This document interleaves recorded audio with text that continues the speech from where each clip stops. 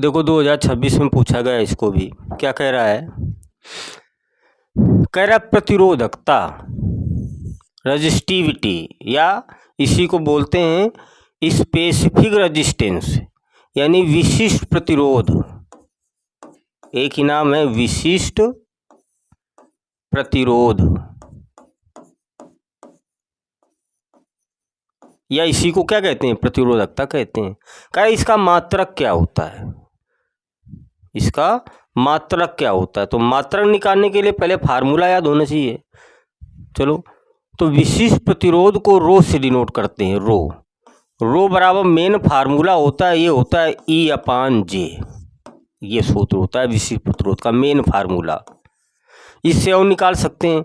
E क्या होता है? वैद्युत क्षेत्र होता है E बराबर V/L। ये कोई चालक तार है, उसकी लंबाई L है, तो इस तार के चारों ओर वैद्युत क्षेत्र का फार्मूला क्या होता है? E बराबर V/L। V क्या है? वोल्टेज है। और J धारा घनत्व होता है। धारा घनत्व बराबर सूत्र होता है I/A। ये दोनों मान हम यहाँ लिख देते हैं, तो रो बराबर आ जाएगा। E की जगह लिखेंगे V/L, अपान J की जगह लिखेंगे I/A। तो A ऊपर चला जाएगा, तो क्या आ जाएगा? V/A/I/L।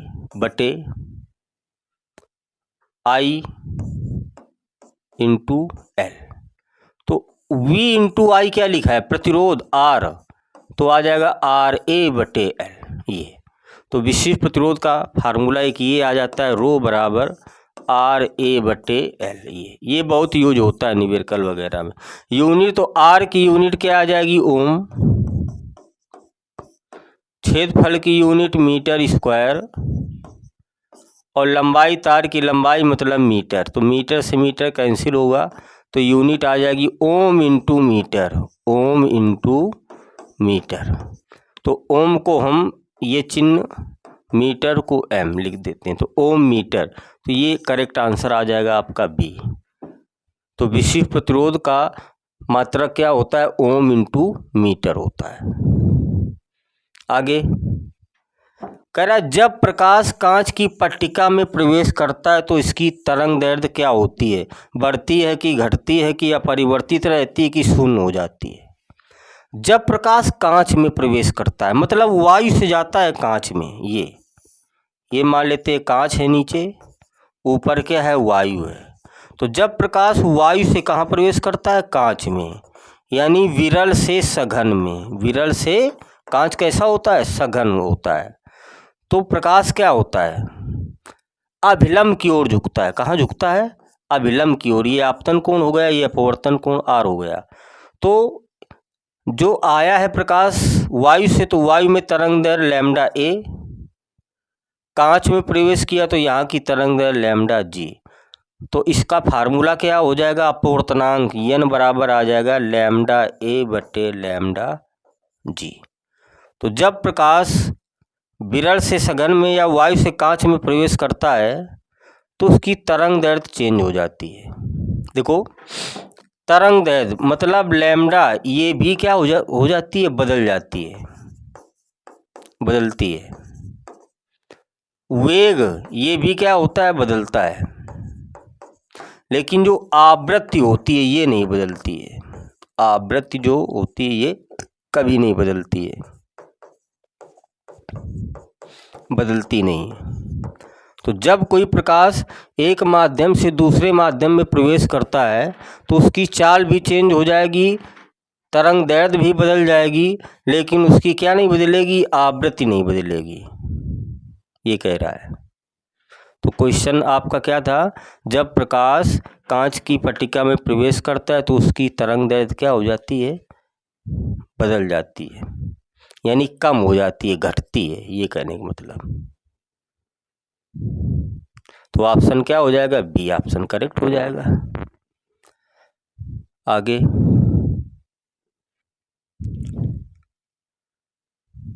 23 नंबर क्वेश्चन क्या कह रहा है?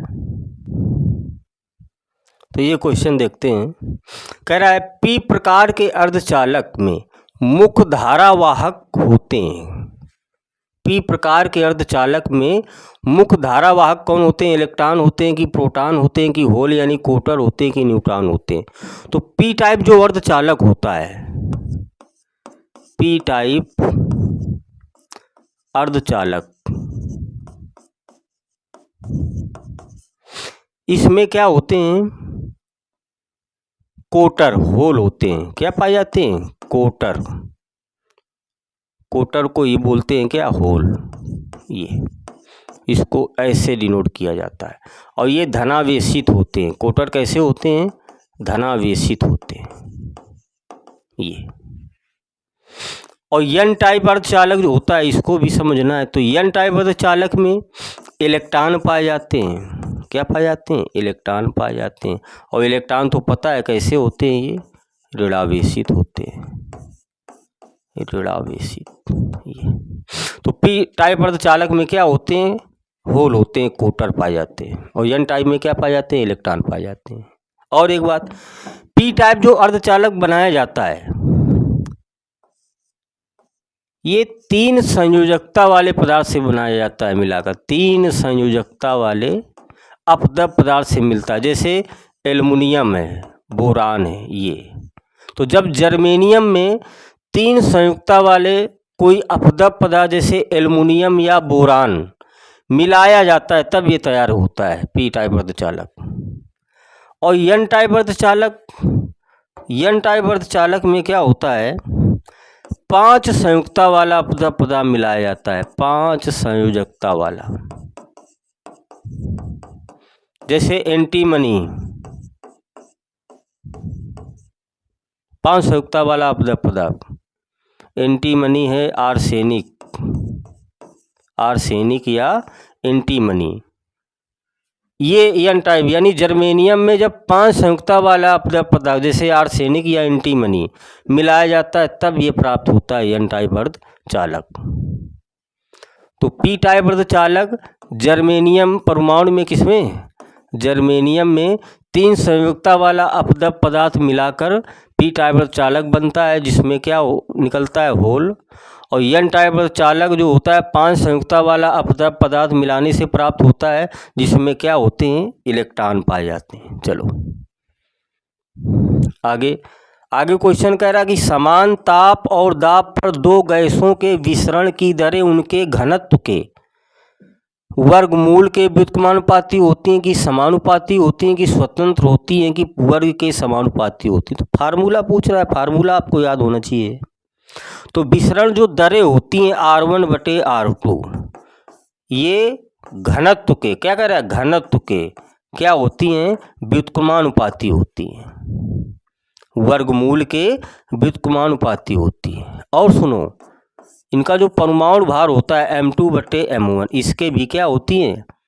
व्युत्क्रमानुपाती होती हैं। तो क्वेश्चन कह रहा था घनत्व के क्या होती हैं? वर्गमूल के व्युत्क्रमानुपाती। ऑप्शन ए आपका क्या हो गया? करेक्ट हो गया है। पूरा फार्मूला याद रखना है, न्यूमेरिकल भी इससे आ सकते हैं। चलो आगे बढ़ते हैं।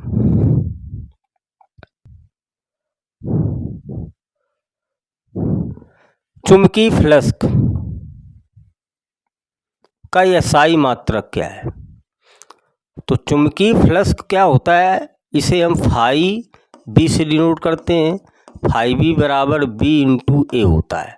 और चुंबकीय फ्लक्स का जो मात्रक होता है SI पद्धति में क्या होता है? वेबर होता है। क्या होता है? वेबर होता है, ये ध्यान रखना है। तो आंसर आपका ये करेक्ट हो जाएगा। तो यहाँ से अगर चुंबकीय क्षेत्र का मान निकालना चाहे B बराबर, तो क्या आ जाएगा? फाई B/A, ये आ जाएगा। और इसका मात्रक क्या पढ़ा है? वेबर पढ़ा है, बटे क्षेत्रफल का मीटर स्क्वायर। तो चुंबकीय क्षेत्र का मात्रक आ जाएगा वेबर/मीटर स्क्वायर, या इसी को हम टेस्ला कहते हैं। क्या कहते हैं? Tesla, capital T। और चुंबकीय क्षेत्र का जो CGS पद्धति में मात्रक होता है, ये भैया गॉस होता है। क्या होता है? Gauss, capital G। इन दोनों में संबंध होता है कि 1 गॉस बराबर 10⁻⁻4 टेस्ला होता है। ये भी पढ़ लेना है। तो चुंबकीय फ्लक्स की यूनिट क्या थी? वो क्या थी? वेबर थी। आगे अगला सवाल दिया कि यदि किसी तार की लंबाई दुगनी कर दी जाए और क्षेत्रफल आधा कर दिया जाए तो नया प्रतिरोध कितना होगा। तो देखो ये सवाल हम विशिष्ट प्रतिरोध से लगाते, तार वही है, एक ही तार है, तो जब तार वही है तो उसका विशिष्ट प्रतिरोध नहीं चेंज होगा। तो फार्मूला लगेगा रो बराबर आर ए बटे एल। तो आर बराबर क्या आ जाएगा, रो एल बटे ए। अब कह रहा है यदि किसी तार की लंबाई दुगनी कर दी जाए, अभी एल है, क्षेत्रफल ए है, अब क्या कह रहा है लंबाई दुगनी कर दो, तो आर डैश क्या हो जाएगा, रो इंटू लंबाई को दुगनी कर दो 2l कर दो, और क्या कह रहा है क्षेत्रफल आधा कर दो, ए पहले था तो अब क्या हो जाएगा ए बटे 2 कह रहा है। तो कह रहा है प्रतिरोध कितना हो जाएगा, ये सवाल कह रहा है। तो ये कहाँ चला जाएगा ऊपर, तो ये आ जाएगा रो एल बटे ए इंटू ये 2 ऊपर चला तो 2 2 कितना हो जाएगा 4, और रो एल बटे ए को हम क्या लिख सकते हैं, रो एल बटे ए को आर लिख सकते हैं पहले, तो ये आ जाएगा आर इंटू 4। तो प्रतिरोध कितना हो जाएगा, पहले का 4 गुना हो जाएगा, अधिक हो जाएगा, तो 4 गुना हो जाएगा ये। तो यदि किसी तार की लंबाई को दुगनी कर दी जाए और क्षेत्रफल आधा कर दिया जाए तो उसका नया प्रतिरोध कितना हो जाएगा, पहले का 4 गुना हो जाएगा। करेक्ट आंसर क्या हो जाएगा, बी हो जाएगा। ऐसे लगाएंगे सवाल को। चलो आगे देखते हैं। 27 नंबर क्वेश्चन। 27 नंबर क्वेश्चन कह रहा है कि इंद्रधनुष रेनबो के निर्माण का कारण क्या है, इंद्रधनुष कैसे बनता है। तो देखो इंद्रधनुष हमेशा वर्षा के बाद दिखाई देता है,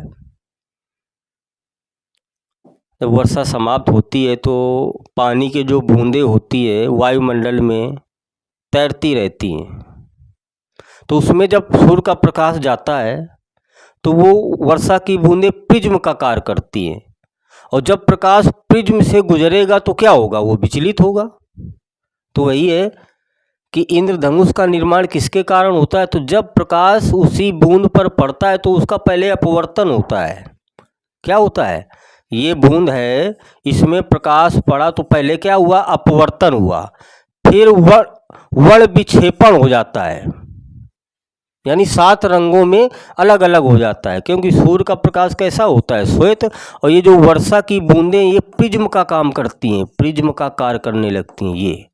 तो जैसे प्रकाश गया अपवर्तित हुआ, प्रिज्म ने क्या किया 7 रंगों में अलग अलग कर दिया, और फिर उसका क्या हो जाता है, आंतरिक परावर्तन हो जाता है। क्या हो जाता है, आंतरिक परावर्तन, तब इंद्रधनुष बनता है। तो ऑप्शन आपका क्या होगा, सी ऑप्शन सही होगा कि अपवर्तन भी होता है, वर्ण विक्षेपण भी होता है, पूर्ण आंतरिक परावर्तन हो जाता है, तब इंद्रधनुष का निर्माण होता है। अपवर्तन, वर्ण विक्षेपण एवं पूर्ण आंतरिक परावर्तन, तब इंद्रधनुष का निर्माण होता है, ये क्रिया होती है। अगला क्वेश्चन क्या है, स्वप्रेरकत्व का मात्रक क्या होता है। तो स्वप्रेरकत्व क्या होता है, फार्मूला L बराबर E बटे डेल्टा I बटे डेल्टा टी। ये किसी कुंडली में पाया जाता है, स्वप्रेरकत्व किसी कुंडली का गुण होता है, और अन्योन्य प्रेरकत्व में 2 कुंडली होती हैं, E2 बटे डेल्टा I1 बटे डेल्टा टी, और दोनों का मात्रक एक ही होता है, हेनरी। हेनरी ने खोजा था स्वप्रेरण या अन्योन्य प्रेरण, तो उसी के नाम पर इसका मात्रक क्या रख दिया गया, हेनरी रख दिया गया। तो स्वप्रेरकत्व का मात्रक क्या होता है, हेनरी होता है। स्वप्रेरण गुणांक का फार्मूला L बराबर E बटे डेल्टा I बटे डेल्टा टी। अन्योन्य प्रेरण गुणांक का फार्मूला M बराबर E2 बटे डेल्टा I, फार्मूला सेम है तो मात्रक भी सेम होगा।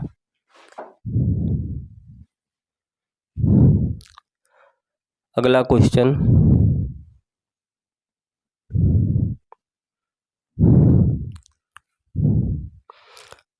अगला क्वेश्चन कह रहा है कि एक स्वस्थ मनुष्य नेत्र के